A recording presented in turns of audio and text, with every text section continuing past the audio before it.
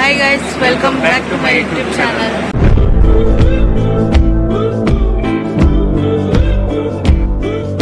So ನಾವಿವತ್ತು ಮಂತ್ರಾಲಯಕ್ಕೆ ಹೋಗ್ತಾ ಇದೀವಿ. ಸಂಗೊಳ್ಳಿ ರೈಲ್ವೆ ಸ್ಟೇಷನ್ ಇಂದ ನಾವು ಟ್ರೈನ್ ಬುಕ್ ಮಾಡ್ಕೊಂಡು ಮಂತ್ರಾಲಯ ಹೋಗ್ತಾ ಇದ್ವಿ. ನಾಂದೇಡ್ ಎಕ್ಸ್ಪ್ರೆಸ್.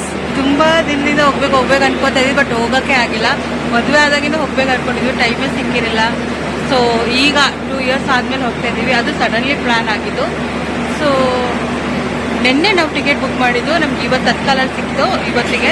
ಸೊ ನಾಳೆ ರಿಟರ್ನ್ ಸಂಡೇ ರಿಟರ್ನ್, ನಾಳೆ ಸಂಜೆ ರಿಟರ್ನ್, ನಾಳೆ ನೈಟ್ ಅಲ್ಲಿಂದ ರಿಟರ್ನ್ ಬರ್ತೀವಿ. ಸೊ ಅದನ್ನ ಇವತ್ತು ಟಿಕೆಟ್ ಬುಕ್ ಮಾಡಿದ್ದು. ಸೊ ಎಲ್ಲ ಟಿಕೆಟ್ಸ್ ಎಲ್ಲ ಬುಕ್ ಆಗಿದೆ, ಕನ್ಫರ್ಮ್ ಆಗಿದೆ. ಸೊ ಈಗ ಮಂತ್ರಾಲಯಕ್ಕೆ ಹೋಗಿ ದರ್ಶನ ಮಾಡ್ಕೊಂಡು ಬರೋದು. ನಾವಿಲ್ಲಿ ಮೆಟ್ರೋ ಇಳಿದು ಸ್ಟೇಷನ್ಗೆ ನಡ್ಕೊಂಡು ಹೋಗ್ತಾ ಇದ್ದೀವಿ. ಸೊ ಈ ಸಲ ನಮ್ಮ ಜೊತೆಗೆ ನಮ್ಮ ಅಮ್ಮ ಮತ್ತು ನಮ್ಮಪ್ಪ ಇಬ್ಬರು ಬರ್ತಿದ್ದಾರೆ. ಸೊ ನಾವು ಟೋಟಲಿ 4 ಮೆಂಬರ್ಸ್ ಹೋಗ್ತಾ ಇದ್ದೀವಿ. ಗೈಸ್, ಈಗ ರೈಲ್ವೆ ಸ್ಟೇಷನಿಗೆ ಬಂದು ಈಗ ಟ್ರೈನ್ ಹತ್ರ ಪ್ಲ್ಯಾಟ್ಫಾರ್ಮ್ ಹತ್ರ ಬಂದಿದ್ದೀವಿ. ಸೊ ನಮ್ಮ ಬೋಗಿ ನೋಡಿಕೊಂಡು ನಮ್ಮದು ಯಾವುದು ಅಂತ ನೋಡ್ಕೊಂಡು ಹೊರಡ್ಬೇಕೀಗ. ನಮ್ಮ guys first time long journey ಟ್ರೈನಲ್ಲಿ ಮಾಡ್ತಿರೋದು, ಮತ್ತು AC ಕೋಚಲ್ಲಿ ಫಸ್ಟ್ ಟೈಮ್ ಹೋಗ್ತಿರೋದು. ಇದುವರೆಗೂ ತುಂಬ ಸಲ ಟ್ರೈನಲ್ಲಿ ಹೋಗಿದ್ದೀನಿ, ಆದರೆ AC ಕೋಚಲ್ಲಿ ಯಾವತ್ತೂ ಹೋಗಿಲ್ಲ. ಸೊ AC ಯಾವ ಥರ ಇರುತ್ತೆ ನೋಡೋಣ. ಸೊ ಇವಾಗ ಹೋಗ್ತಾ ಇದ್ದೀವಿ.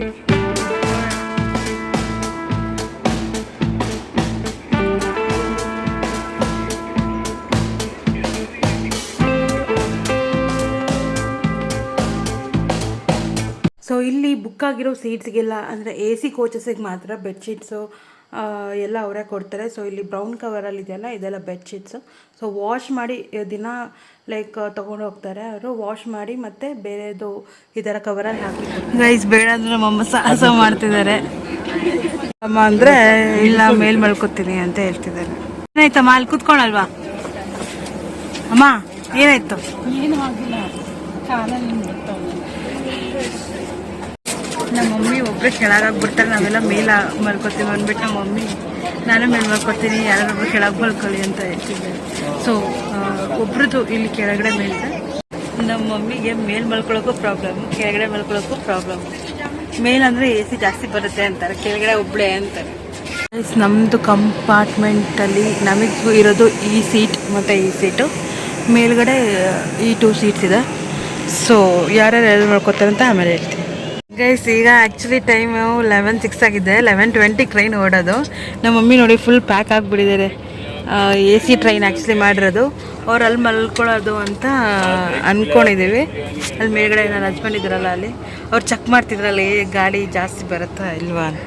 ನನಗೆ AC ಚಳಿ ಆಗುತ್ತೆ, ಅದಕ್ಕೆ ಅಂತಲೇ ಎಲ್ಲ ಪ್ಯಾಕ್ ಮಾಡಿದ್ದೀವಿ ತಾನೆ. ಬೆಡ್ಶೀಟು ತೊಗೊಂಬಂದಿದ್ದಾರೆ ಮನೆಯಿಂದ, ಅಲ್ಲಿ ಪಿಂಕ್ ಕಲರ್ ಬೆಡ್ಶೀಟ್. ಅವರು ಕೂಡ ಬೆಡ್ಶೀಟ್ ಕೊಟ್ಟಿದ್ದಾರೆ. ನಾವೇನು ಪ್ಲ್ಯಾನ್ ಮಾಡಿದ್ದೀವಿ ಈಗ ಅಂದರೆ, ಇನ್ನೂ 20 minutes ಟೈಮ್ ಇದೆ. ಓಲಾ ಬುಕ್ ಮಾಡಿ ವಾಪಸ್ ಮನೆ ಕಳಿಸ್ಬಿಡೋಣ ಅಂತಿದ್ದೀವಿ ನಮ್ಮಮ್ಮನ. ನಮ್ಗೆ ಹೋಗಿ ಬರೋದು ಬೆಟರ್, ಏನಂತೀರಾ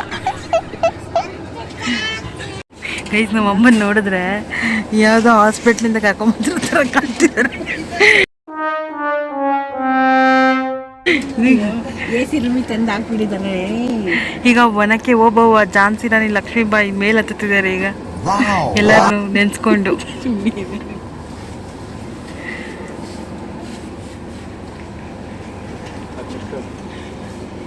ಸೊ ಈಗ ಬಂದು ಮಂತ್ರಾಲಯದಲ್ಲಿ ಇಳಿದಿದ್ದೀವಿ. ರೈಲ್ವೆ ಸ್ಟೇಷನಲ್ಲಿ ನೀವು ನೋಡ್ಬೋದು ಎಷ್ಟು ಜನ ಇಳಿದಿದ್ದಾರೆ ಅಂತ. ಆ ಕಡೆ ನಮಗೆ ಟ್ರ್ಯಾಕ್ ಇದ್ದಿದ್ದು ಇಳಿಯೋದಕ್ಕೆ. ಸೊ ನೋಡಿ ಎಲ್ಲ ಹತ್ಕೊಂಡು ಬರ್ತಾ ಇದ್ದಾರೆ, ತುಂಬ ಅಂದರೆ ತುಂಬ ಜನ ಇದ್ದಾರೆ. ಸೊ ಅಲ್ಲಿಂದ ನಾವು ಎಕ್ಸಿಟ್ ಆಗ್ತಿದ್ದಂಗೆ ಗೈಸ್ ಇಲ್ಲೆಲ್ಲ TT ಆಟೋ ಎಲ್ಲ ಮಾಡ್ಕೊಂಡು ರೈಲ್ವೆ ಸ್ಟೇಷನ್ ಆಚೆ ನಿಂತಿದ್ದಾರೆ, ಎಲ್ಲ ಕರ್ಕೊಂಡು ಹೋಗೋಕ್ಕೆ. ಸೊ ನಾವು ಕೂಡ ಆಟೋ ಮಾಡಿಕೊಂಡು ಅಲ್ಲಿಂದ ಮಂತ್ರಾಲಯಕ್ಕೆ ಹೋದ್ವಿ. So per head 50 rupees charge ಮಾಡ್ತಾರೆ, ವಿಲೇಜಲ್ಲೆಲ್ಲ ಇರುತ್ತಲ್ಲ ಆ ಥರ. ಸೊ ನಮ್ಮನ್ನ ಕರ್ಕೊಂಬಂದು ಈ ಥರ ಆರ್ಚ್ ಹತ್ರ ಸ್ಟಾಪ್ ಮಾಡ್ತಾರೆ. Hi guys, good morning. So ನಾವಿಲ್ಲಿ 7 o'clock ರೀಚ್ ಆಗಬೇಕಿತ್ತು, ಬಟ್ ಟ್ರೈನಲ್ಲೆಲ್ಲೋ ಲೇಟಾಗಿ 8 o'clock ರೀಚ್ ಆದ್ವಿ. ಸೊ 8 ಅಲ್ಲಿ ಆಟೋ ತೊಗೊಂಡು ಅಲ್ಲಿಂದ ನಾವು ಮಂತ್ರಾಲಯಕ್ಕೆ ಬಂದು ಸೊ ಲಾಡ್ಜೆಲ್ಲ ಹುಡುಕಿ ರೂಮಿಗೆ ಬರೋ ಅಷ್ಟೊತ್ತಿಗೆ ಈಗ 9 ಆಗಿದೆ. ಸೊ ಈಗ ಒಳಗೆ ಚೆಕ್ಕಿನಾಗಿ ಎಲ್ಲ ರೆಡಿಯಾಗಿ ಹೊಡ್ತೀವಿ. ಸೊ ರೂಮ್ ತೋರಿಸ್ತೀನಿ. ಸೊ ನಮ್ಮ ರೂಮ್ ಈ ಥರ ಇದೆ. ಇಲ್ಲಿ ಇಲ್ಲಿ ಡಬಲ್ ಬೆಡ್, ಅಲ್ಲಿ ಡಬಲ್ ಬೆಡ್. ಸೊ ಡಬಲ್ ಕಾಟದು ಡಬಲ್ ಬೆಡ್ ಇದೆ. So A C, fan, mirror, T V ಎಲ್ಲ ಇದೆ. ಸೊ ಇಲ್ಲಿ ವಾಶ್ರೂಮ್ ಇದೆ. ಸೊ ಇದು ಈಗ ಸದ್ಯಕ್ಕೆ ತಗೊಂಡಿರೋ ರೂಮ್. ಈಗ ಜಸ್ಟ್ ಫ್ರೆಶ್ ಅಪ್ ಆಗೋದಕ್ಕೆ ಅಂತ ನಾವು ಈ ರೂಮ್ ತಗೊಂಡಿರೋದು. ಸೊ ಈಗ ಎಲ್ಲರೂ ಫ್ರೆಶ್ ಅಪ್ ಆಗೋಕ್ಕೆ ಹೋಗ್ತಿದ್ದಾರೆ. ಫ್ರೆಶ್ ಅಪ್ ಆದಮೇಲೆ ಈಗ ದರ್ಶನ ಮುಗಿಸ್ಕೊಂಡು ಅಲ್ಲಿ ಇನ್ನು ಬೇರೆ ಪ್ಲೇಸಸ್ ಎಲ್ಲ ನೋಡಿಕೊಂಡು ಸಂಜೆ ಚೆಕ್ಔಟ್ ಆಗಿ ಟ್ರೈನ್ ಇದೆ, ಸಂಜೆ ನೈಟ್ ಟ್ರೈನು ಇದು ಕೂಡ. ಸೊ ಇದು ಇವತ್ತಿನ ಪ್ಲ್ಯಾನ್. ಸೊ ಹೇಗಾಗತ್ತೆ ಅಂತ ನೋಡೋಣ ಬನ್ನಿ. ಗೈಸ್ 10:30 ಆಗಿದೆ. ನಾವೆಲ್ಲ ರೆಡಿ ಆಗೋಷ್ಟೊತ್ತಿಗೆ ಈಗ ರೆಡಿಯಾಗಿ ದೇವಸ್ಥಾನಕ್ಕೆ ಹೋಗ್ತಾ ಇದ್ದೀವಿ. ಈಗ ಹೋಗಿ ದರ್ಶನ ಮಾಡಬೇಕು. ಎಲ್ಲರೂ ರೆಡಿ ಆಗಿದ್ದೀವಿ.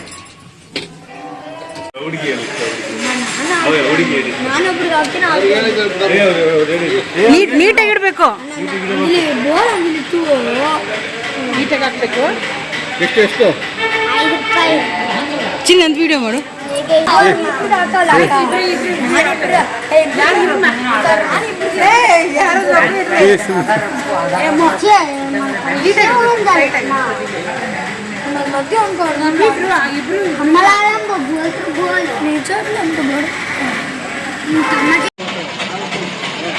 ಸೊ ಗೈಸ್ ಈ ಥರ ರೆಡಿ ಆಗಿದ್ದೀವಿ.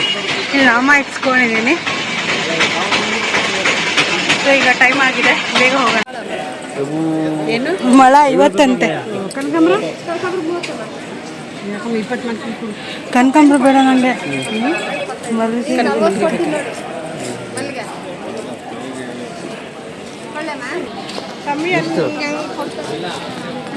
ಬೇಡ ಬೇಡ 80 ಕೊಡ್ತದೆ.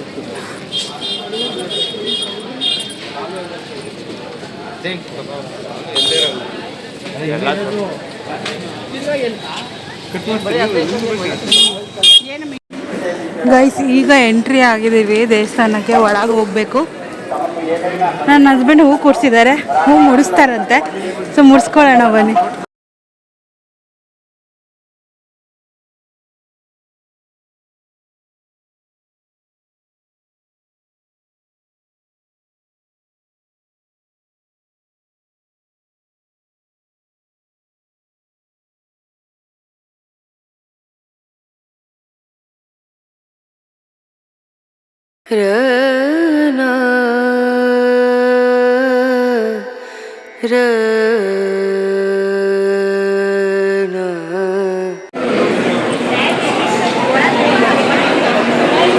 ಸೊ ಗೈಸ್ ಈಗ ಎಂಟರ್ ಆಗಿದ್ದೀವಿ. ಈಗ ಕ್ಯೂಗೆ ಹೋಗ್ಬೇಕು, ಕೇಳಬೇಕು ಎಲ್ಲಿ ಹೋಗ್ಬೇಕಂತ ಹೇಳಿ.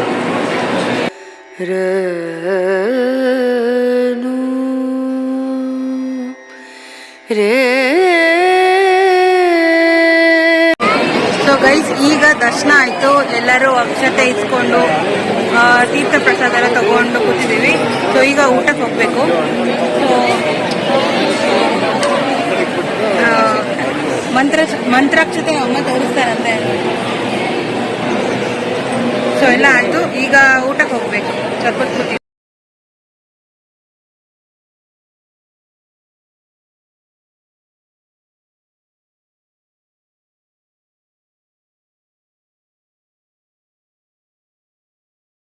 ಈಗ ಊಟಕ್ಕಂತ ಕ್ಯೂನಲ್ಲಿ ಹೋಗ್ತಾ ಇದ್ದೀವಿ. ದರ್ಶನಕ್ಕಿಂತ ಊಟದ ಕ್ಯೂನೇ ತುಂಬ ದೊಡ್ಡದಾಗಿತ್ತು. ಬೆಳಗ್ಗೆಯಿಂದನೂ ಏನೂ ತಿಂದಿರಲಿಲ್ಲ, ಟಿಫನ್ ಕೂಡ ತಿಂದಿರಲಿಲ್ಲ. ಸೊ ಇವಾಗ ಡೈರೆಕ್ಟಾಗಿ ಮಧ್ಯಾಹ್ನ ಊಟಕ್ಕೆ ಹೋಗ್ತಾ ಇದ್ದೀವಿ.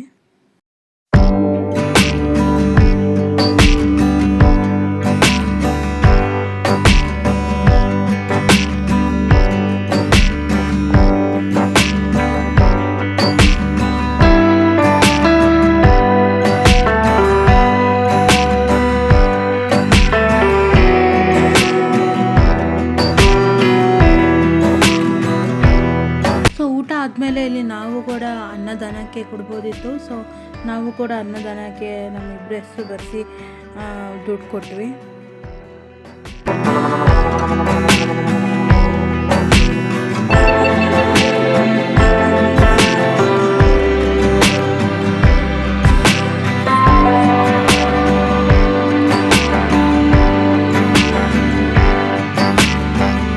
ಸೊ ಗೈಸ್ ಈಗ ಊಟ ಎಲ್ಲ ಮುಗಿಸ್ಕೊಂಡು ದರ್ಶನ ಮುಗಿಸಿ ಊಟ ಮುಗಿಸಿ ಎಲ್ಲ ಈಗ ರೂಮಿಗೆ ಬಂದಿದ್ದೀವಿ. ಈಗ ಸ್ವಲ್ಪ ಸುಧಾರಿಸ್ಕೊಂಡು ನೆಕ್ಸ್ಟ್ ಇನ್ನು ಪಂಚಮುಖಿ ಆಂಜನೇಯ ಮತ್ತೆ ಬಿಚ್ಚ ಮತ್ತು ಬಿಚ್ಚೋಲೆಗೆ ಅಲ್ಲೆಲ್ಲ ಹೋಗಿ ಗೋಶಾಲೆ ಎಲ್ಲ ನೋಡಿಕೊಂಡು ಬರೋಣ ಅಂತ.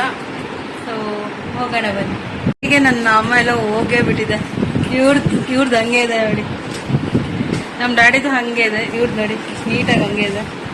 ನಂದು ಎಲ್ಲ ಹೋಗ್ಬಿಟ್ಟಿದೆ, ಫುಲ್ ಸೆಕೆ ಹರಿತಾ ಇದೆ. ಅಂತ ಬಿಸಿ ಅಂತ ಏನು ಅನಿಸ್ತಾ ಇಲ್ಲ. ಮತ್ತು ದರ್ಶನ ಹೆಂಗಾಯ್ತು? ಚೆನ್ನಾಗಾಯ್ತು. 2 ಸಲ ದರ್ಶನ ಮಾಡಿದ್ವಿ. ಫಸ್ಟ್ ನಮಗೆ ಹಿಂದೆಗಡೆ ಲೈನಲ್ಲಿ ಬಂತು, ಮತ್ತೆ ಹೋದಾಗ ನಮ್ಗೆ ಡೈರೆಕ್ಟ್ ದೇವ್ರ ಮುಂದೆ ಒಂದೇ ಲೈನಲ್ಲೇ ಬಿಟ್ಬಿಟ್ರು. ಚೆನ್ನಾಗಾಯ್ತು ದರ್ಶನ. ಚೆನ್ನಾಗಾಯ್ತು. ಸಂಜೆ ಆದರೆ ಇನ್ನೊಂದ್ಸಲ ದರ್ಶನ ಮಾಡಿ ಟ್ರೈ ಮಾಡ್ಬೇಕು, ನೋಡ್ಬೇಕು. ಸಂಜೆ ಡೌಟು. ಊಟ ಸಿಗಲ್ಲ ಸಂಜೆ, ದರ್ಶನ ಬೇಗ ಆಗ್ಬೋದು. ಹೋದ್ರೆ ಬೇಗ ಹೋಗಿ ಇನ್ನೊಂದ್ಸಲ ಮಾಡಿದ್ರೆ 3 ಸಲ ದರ್ಶನ ಒಂದೇ ದಿನದಲ್ಲಿ ಆಗೋಗುತ್ತೆ. ಇವತ್ತು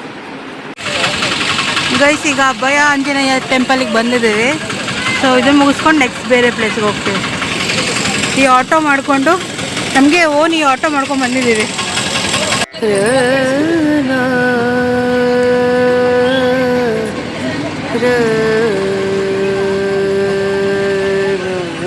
ಗೈಸ್ ಇದೆ ಅಭಯ ಆಂಜನೇಯ ಟೆಂಪಲ್. ಎಷ್ಟು ದೊಡ್ಡದಿದೆ ನೋಡಿ, ಆಂಜನೇಯ ಕಾಣಿಸಿದೆ ಹೆಂಗೋ ಗೊತ್ತಿಲ್ಲ ನನಗೆ.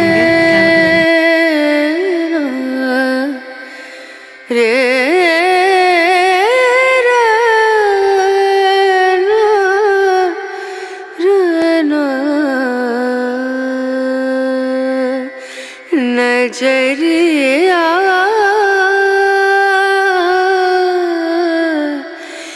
लागे नहीं कहीं ओ नजरिया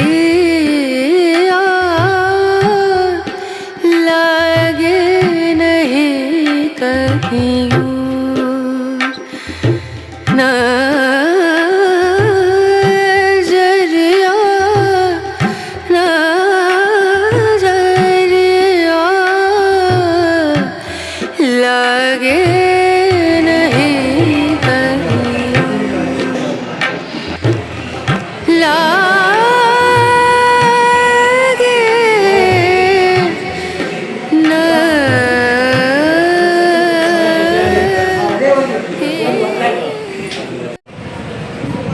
ರಾಘವೇಂದ್ರ ಸ್ವಾಮಿಗಳು ಇಲ್ಲೇ ಕುತ್ಕೊಂಡು ವಿಶ್ರಾಂತಿ ತಗೋತಾ ಇದ್ದಿದ್ದು.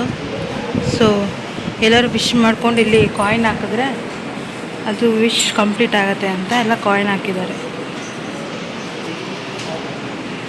ಈ ಸೆಂಟರ್ ಪ್ಲೇಸ್ನಲ್ಲಿ ಅವ್ರು ಕುತ್ಕೋತಾ ಇದ್ದು.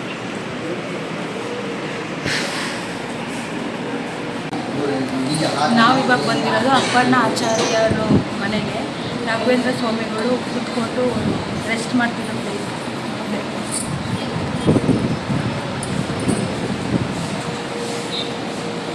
ಹೋಗ್ತಿದ್ದೀವಿ ಈಗ ಶ್ರೀ ರಾಘವೇಂದ್ರ ಸ್ವಾಮಿಯವರ ಏಕಶಿಲಾ ಬೃಂದಾವನ ನೋಡಲು ಹೋಗ್ತಿದ್ದೆ. ಏನು ಮೈಕಲ್ ಮಾತಾಡ್ತೀರಾ? ಹೋಗುತ್ತಿದ್ದೇವೆ ಅಂತ. ಇಲ್ಲಿ ನದಿ ಇದೆ, ಕಾಲು ತೊಳ್ಕೊಂಡು ಇಲ್ಲಿ ತೆಪ್ಪರ್ ರೈಡ್ ಇದೆ, ಹೋಗೋರು ಹೋಗ್ಬೋದು. ಮೊಸಳೆ ಇದೆ ಅಂತ ಹೇಳ್ತಾರೆ, ಬಟ್ ಇದೆಯಾ ಅಲ್ವಾ ಗೊತ್ತಿಲ್ಲ. ನೋಡಿ ಇಲ್ಲಿ ತೆಪ್ಪರ್ ರೈಡ್ ಇದೆ. ಸೊ ಇವಾಗ ಇಲ್ಲಿ ಮುಂದೆ ಇರೋದೆ ಏಕಶಿಲಾ ಬೃಂದಾವನ.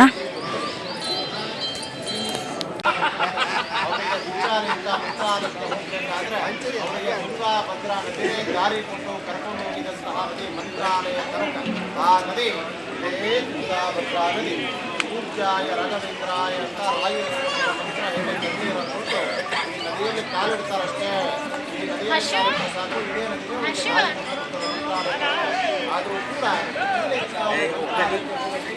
ಶ್ರೀ ರಾಘವೇಂದ್ರ ಸ್ವಾಮಿಗಳವರ ಬೃಂದಾವನ ಕಂಪ್ಲೀಟ್ ಆಗಿ ಮುಗಿದೋಗ್ತಿರ್ತದೆ. ಆ ಬೃಂದಾವನ ನೋಡಿದ ತಕ್ಷಣ ಅವರ ಶಿಷ್ಯರಾದ ಅಪ್ಪಣ್ಣಾಚಾರ್ಯವರಿಗೆ ಕಟ್ಕೊಳ್ಳಾರ್ದ ಜೋರು ಅಳುಕೊಂತ ಕಿರುಚ್ಕೊಂತ ಅವರು ತಲೆ ತಿರುಗಿ ಮೂರ್ಛದಿಂದ. ಸೊ ಅಪ್ಪಣ್ಣ ಆಚಾರ್ಯರ ಮನೆಯಿಂದ ಜಸ್ಟ್ 200 ಮೀಟರ್ಸಲ್ಲೇ ನಿಮಗೆ ಇದು ಸಿಗುತ್ತೆ. ಏನು ಏಕಶಿಲಾ ಬೃಂದಾವನ ಮತ್ತು ಈ ಟೆಂಪಲ್ ಮತ್ತು ಗೋಶಾಲೆ ಎಲ್ಲ ಇಲ್ಲೇ ಇರೋದು. ಸೊ ಈ ಟೆಂಪಲ್ನ ಬಾಳೆಹಣ್ಣಿಂದ ಕಟ್ಟಿರೋದು ಅಂತ ಹೇಳ್ತಾರೆ. ತೆಪ್ಪದಲ್ಲಿ ಹೋಗ್ತೀರಾ ನಮ್ಮ? ಇಲ್ಲಪ್ಪ. ತೆಪ್ಪದ ರೈಡು ಯಾಕೆ ಭಯ ವಯಸ್ಸಿದೆ. ಗೋಶಾಲೆ, ಬಟ್ ಗೋಶಾಲೆಯಲ್ಲಿ ಗೋಗಳೇ ಇಲ್ಲ, ಎಲ್ಲ ಕರ್ಕೊಂಡೋಗಿದ್ದಾರೆ. ಒಂದೇ ಒಂದಿದೆ ಅಷ್ಟೇ, ಎಲ್ಲ ಬೇರೆ ಕಡೆ ಏನಕ್ಕೋ ಕರ್ಕೊಂಡೋಗಿರ್ಬೇಕು. ವಿಜಯನ ಹತ್ರ ಮಜ್ಜಿಗೆ ಕುಡಿತಾರೆ ನೋಡಿ ಫ್ರೆಂಡ್, ನಾನು ಕೊಡ್ಬೇಕು. ನೋಡಿ ಗೈಸ್ ನಮ್ಮ ಮಮ್ಮಿ ಹೆಂಗ್ ಮಜಾ ಕುಡಿತಾ ಇದ್ದಾರೆ.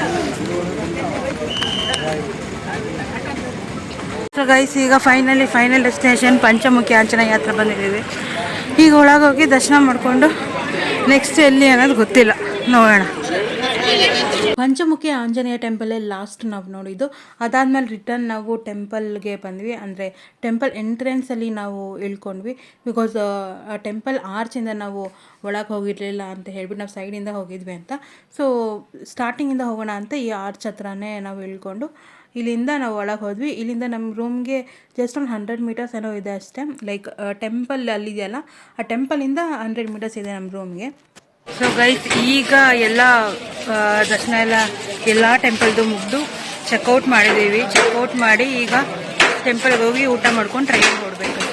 ನಮ್ಮ ಅಕ್ಕಂಗೆ ಫೋಟೋ ಬೇಕಂತೆ, ಮತ್ತು ನಮ್ಮ ಅತ್ತಿಗೆಗೆ ವಿಗ್ರಹ ಬೇಕಂತೆ, ಮತ್ತು ನಮ್ಮ ಭಾವನ ಮಕ್ಕಳಿಗೆ ವಾಚ್ ಮತ್ತು ಸರ ಎಲ್ಲ ಬೇಕಂತೆ. ಸೊ ಅದೆಲ್ಲ ಪರ್ಚೇಸ್ ಮಾಡಿಕೊಂಡು ನನ್ನ ದೇವಸ್ಥಾನದಲ್ಲೇ ಟೈಮ್ ಸ್ಪೆಂಡ್ ಮಾಡಬೇಕು.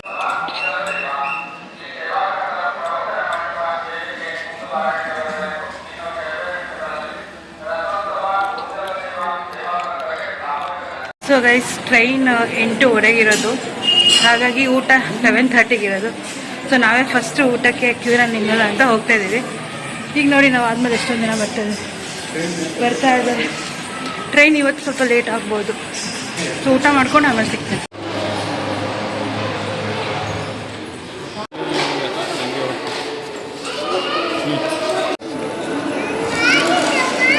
ಆಲ್ರೆಡಿ ಟೈಮ್ 8 ಆಗಿಬಿಟ್ಟಿದೆ.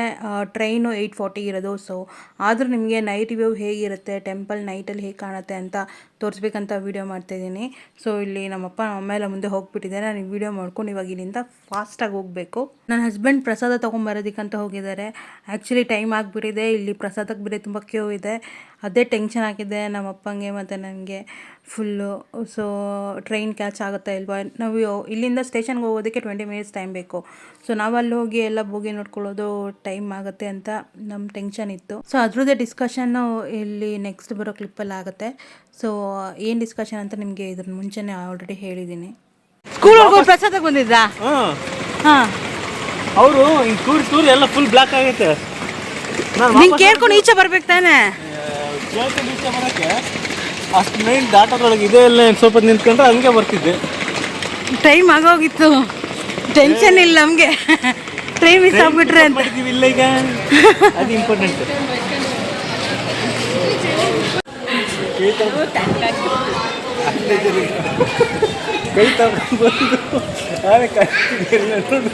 ನಾನು ಇನ್ನೊಂದ್ಸಲ ಹಾಕ್ಸ್ಕೊಳ್ಳಿ ಅಂತಾರೆ ಇವರು. ನಾನು ನೋಡಿದ್ರೆ ಇನ್ನೂ ಒಂದು ತುತ್ತು ತಿಂದಿಲ್ಲ. ಡ್ಯಾಡಿ ದಾಗ್ರೆ ತಟ್ಟೆ ಖಾಲಿ.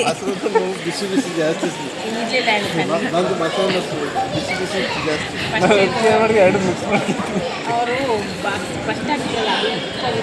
ಹಾಂ, ಅದು ಸಪ್ಪೆ ಇತ್ತು. ಇನ್ನೊಂದು ಫಸ್ಟ್ ಹಾಕಿದ್ದು ಏನಿರಲಿಲ್ಲ. ಸೆಕೆಂಡ್ ಸೆಟ್ ಹಾಕಿ ದ್ರಾಕ್ಷಿ ಏನೋ ಹಾಕಿದ್ದೆ. ನಂಗೆ ಫಸ್ಟ್ರಲ್ಲಿ ಸಿಕ್ಕಿತ್ತು ದ್ರಾಕ್ಷಿ. ಬಟ್ ಬೆಳಗ್ಗೆ ಸಾಂಬಾರು ಚೆನ್ನಾಗಿತ್ತು, ಮಧ್ಯಾಹ್ನ ಸಖತ್ತಾಗಿತ್ತು ಸಾಂಬಾರು. ನನಗೆ ಸುಟ್ಟೋಗ್ತಾ ಇತ್ತು. ಡ್ಯಾಡಿ ಸಾಕು ಎದೊಳ್ಳೆದು.